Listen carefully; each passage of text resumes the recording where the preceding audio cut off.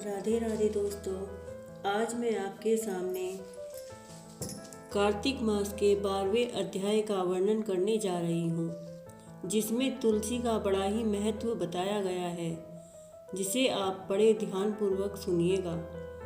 यह कथा सुनकर राजा पृथु कहने लगे, हे नारद जी, आपने कार्तिक महात्म का बड़ा उत्तम फल कहा, अब कृपया करके तुलसी का बड़ा महत्व भी कहिए। यह सुनकर नारद जी कहने लगे, हे राजा पृथु, प्राचीन काल में सुहार्द क्षेत्र में करवरीपुर में धर्मदत्त नाम वाला एक ब्राह्मण था। वह बड़ा ब्रह्मज्ञानी, धर्मात्मा तथा ओम नमो भगवते वासुदेवाय इस मंत्र का जाप करने वाला तथा अतिथि सेवक था।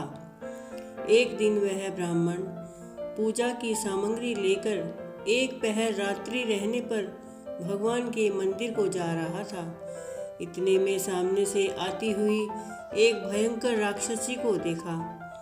बिल्कुल नग्न, सूखी देह वाली, आगे को निकले हुए बड़े बड़े टेढ़े दांत, लाल नेत्र, घुर घुर शब्द करती हुई ऐसी भयंकर राक्षसी को देखकर भयभीत धर्मदत्त ने तुलसी मिश्रित जल उस पर फेंक दिया।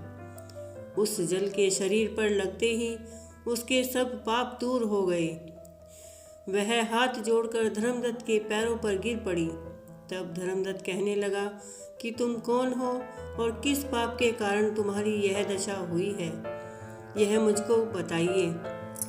वह कहने लगी, सौराष्ट्र देश में भिक्षु नाम का एक ब्राह्मण था, उसकी मैं पहली पत्नी थी और कलहा मेरा नाम था।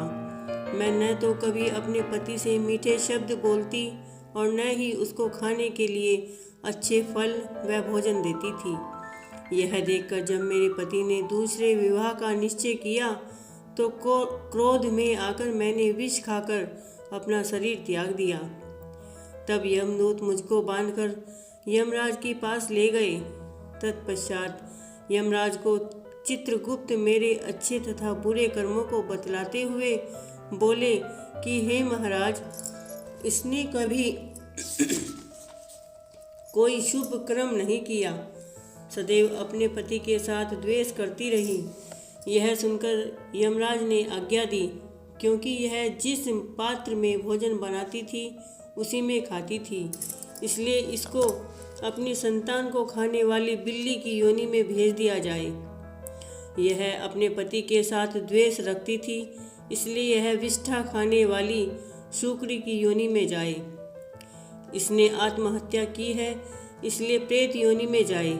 सो महाराज, मैं 500 वर्ष से इस योनि में फिर रही थी कि भूख और प्यास से दुखी होकर एक वेश्ये के शरीर में प्रवेश करके कृष्णा और वेणी नदी के संगम पर आई। जैसे ही नदी के तट पर पहुंची, विष्णु के दूतों ने मुझे वेश्ये के शरीर से निकालकर बाहर फेंक दिया। घूमते घूमते फिरते अब आप मिले तो आपके तुलसी मिश्रित जल से मेरे सब पाप नष्ट हो गए। अब कृपया करके यह बताइए कि इन तीनों योनियों से मेरा छुटकारा कैसे होगा। धर्मदत्त कहने लगा कि तुमको देखकर मैं अति दुखी हुआ हूँ। तीर्थ, व्रत, दान यह कार्य प्रेत योनि में नहीं हो सकते। तुम्हारे पाप अधिक और पुण्य बहुत कम है। हमने सारी आयु में जितना कार्तिक व्रत किया है उसमें से आधा पुण्य तुमको दिया जाए, जिससे तुम उत्तम गति को प्राप्त हो जाओ। तब ब्राह्मण ने जो ही तुलसी मिश्रित जल से उसका अभिषेक किया और ओम नमो भगवते वासुदेवाय मंत्र का जाप किया, वह कलह प्रेत योनि से मुक्त होकर अग्नि के समान दिव्य देह धारण करके लक्ष्मी के समान रूपवती हो गई। तत्पश्चात उसने ब्राह्मण को नमस्कार किया और प्रसन्नता पूर्वक बोली, भगवान, पाप रूपी समुद्र में डूबती हुई मुझको आपने नौका रूप होकर बचा लिया है। उसी समय भगवान विष्णु के दूत पुण्यशील तथा सुशील वहां आ गए और उनको विमान में बिठाकर बैकुंठ को ले जाते हुए धर्मदत्त से बोले, हे ब्राह्मण, तुम धन्य हो जो सदैव भगवान की भक्ति में लगे रहते हो तुम्हारे कार्तिक व्रत के आधे पुण्य के प्रताप से ही इसको मुक्ति मिली है।